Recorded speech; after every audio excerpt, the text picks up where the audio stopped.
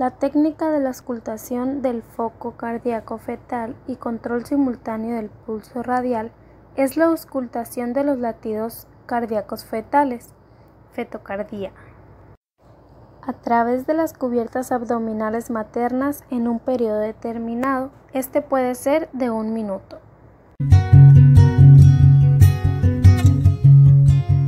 Se utiliza para conocer la viabilidad fetal. Permite valorar, a partir de las cifras obtenidas, la presencia o no de complicaciones, sufrimiento fetal o riesgo materno-fetal.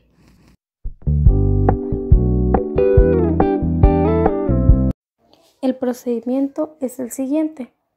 Primero se debe colocar a la gestante en decúbito supino y realizar las maniobras de Leopold para determinar el dorso y la presentación fetal. Después se coloca el estetoscopio en el hombro fetal anterior. Este se identifica con estructuras sólidas que favorecen la transmisión del sonido. Luego se pone el oído en el extremo distal del estetoscopio haciendo una ligera presión en el abdomen de la gestante con el objetivo de mantenerlo fijo durante 1 minuto para escuchar los latidos del feto. Una vez escuchados los latidos, retirar las manos y volver a rectificarlo.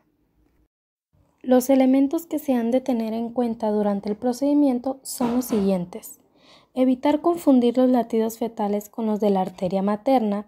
Al examinar a la gestante, el personal debe mantener el pelo recogido y retirarse los aretes antes de realizar la técnica.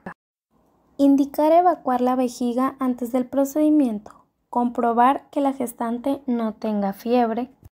Determinar la presencia de factores que pueden afectar su interpretación, como lo son el sueño de la madre, hipertensión materna, hipoglucemia, ayuno, edad gestacional avanzada, uso de narcóticos, bloqueadores, antihistamínicos y vasodilatadores. Comunicar al médico en caso de que se detecten cifras alteradas.